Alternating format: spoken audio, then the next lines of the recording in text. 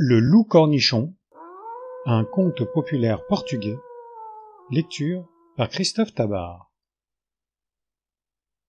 Il était une fois dans une forêt du Portugal un loup si niais, si balourd, si bêta, si godiche, un loup si bête qu'on le distinguait de ses congénères, pour la plupart pas très finaux non plus, en l'appelant le loup cornichon, ou, pour aller plus vite, cornichon.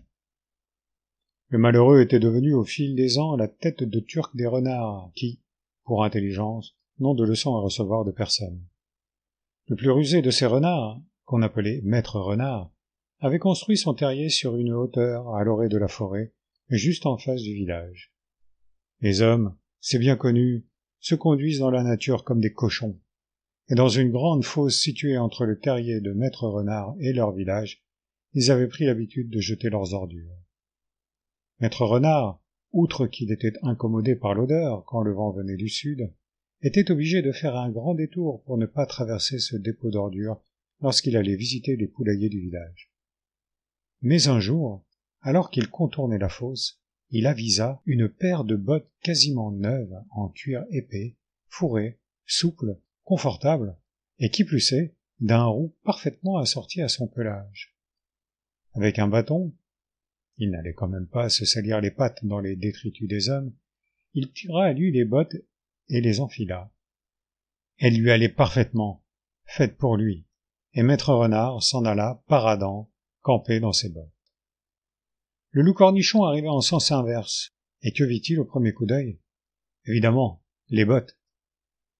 Compère renard, lui dit-il, absolument estomaqué, où avez-vous acheté des bottes d'une telle splendeur? Je ne les ai pas achetées, répliqua le renard, qui avait immédiatement entrevu le parti qu'il pouvait tirer de cette rencontre. Je les ai fabriquées de mes propres mains. Mazette, repartit Cornichon de plus en plus éberlué. Vous les avez faites vous-même? Quel talent! Quel tour de main! Mais vous pourriez faire fortune en vendant des bottes si habilement fabriquées.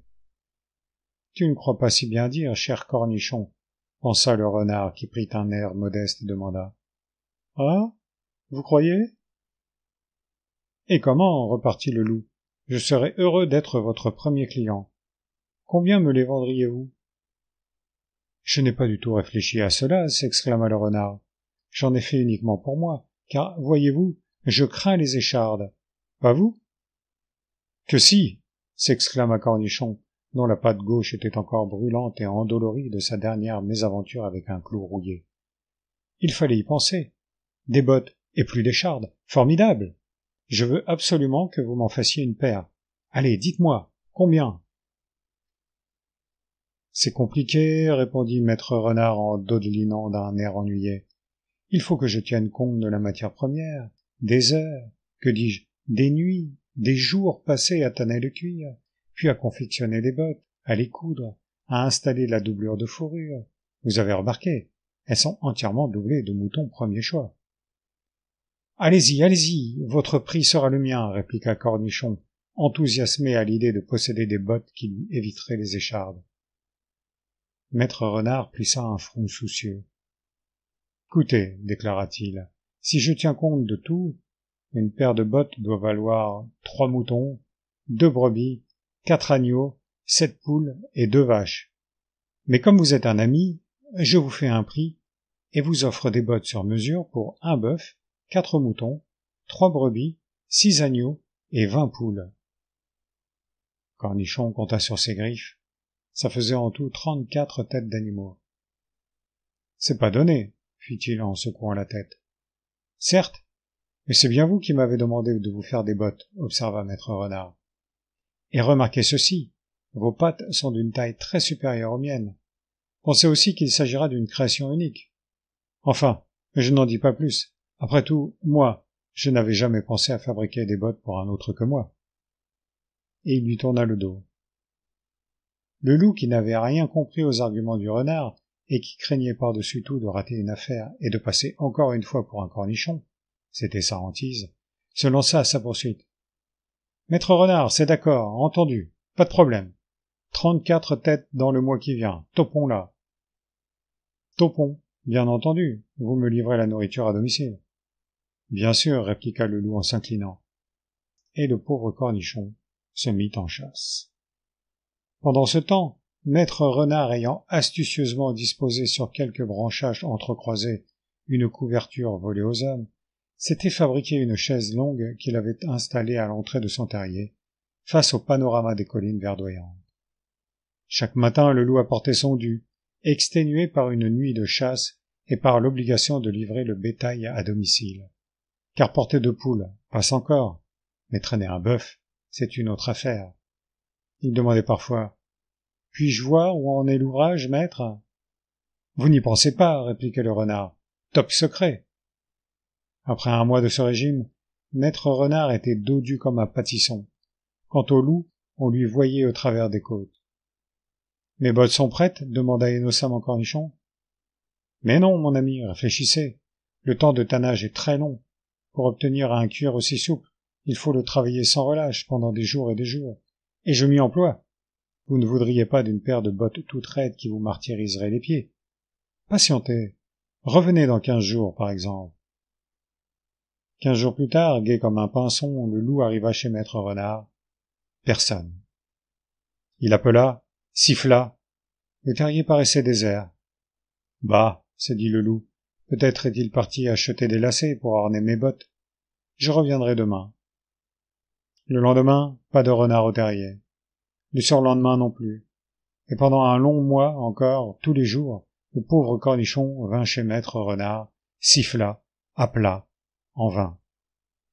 Au bout d'un mois naquit lentement l'idée dans sa tête plus creuse qu'une coquille, que peut-être maître renard avait plié bagage, et qu'en conséquence, il s'était, lui, cornichon, bel et bien fait avoir encore une fois.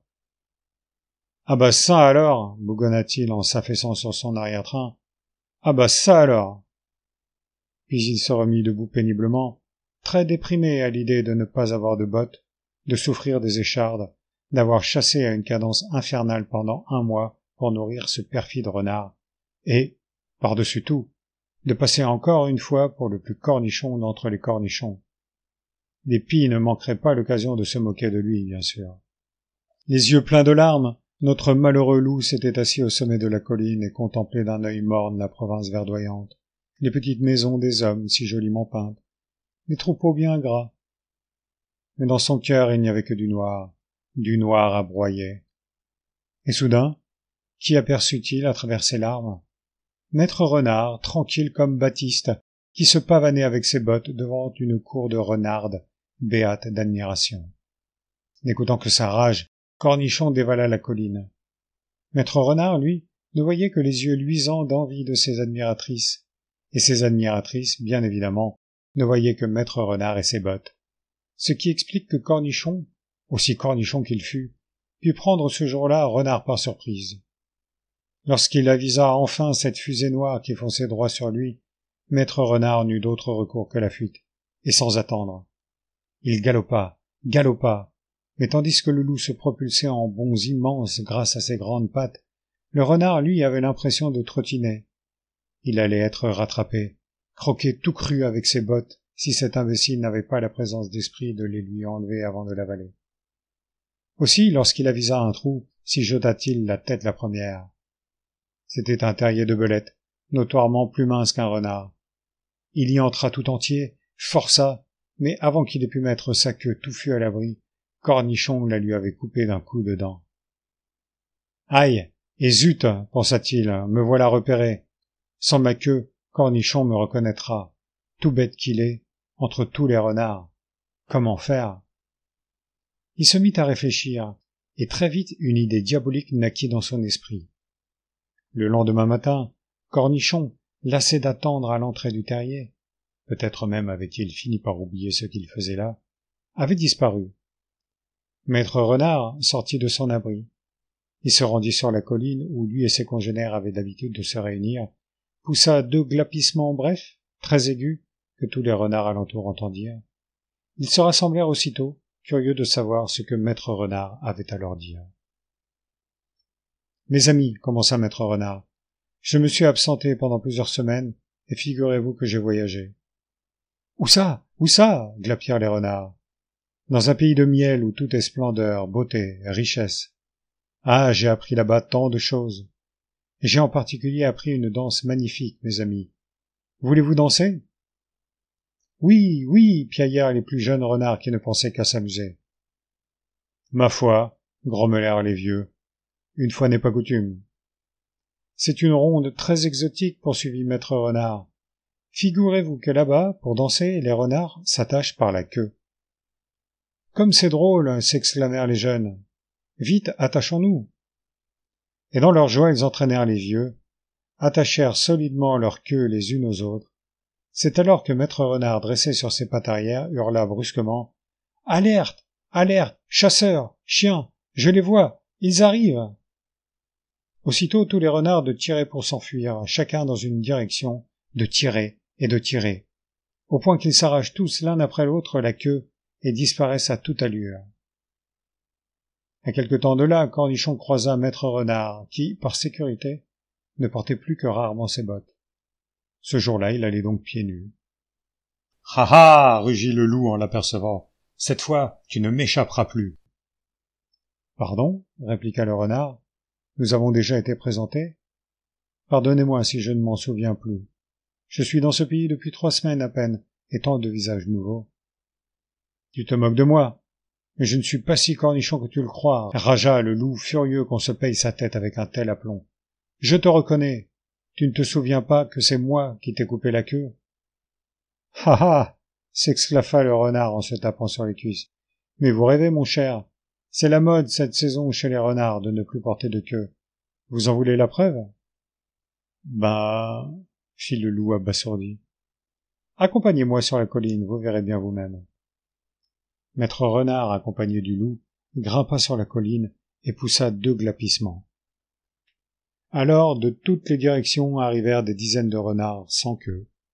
« Ah ben ça alors !» murmura Cornichon, complètement médusé. « Ah ben ça alors !» répétait-il, affaissé sur son arrière-train.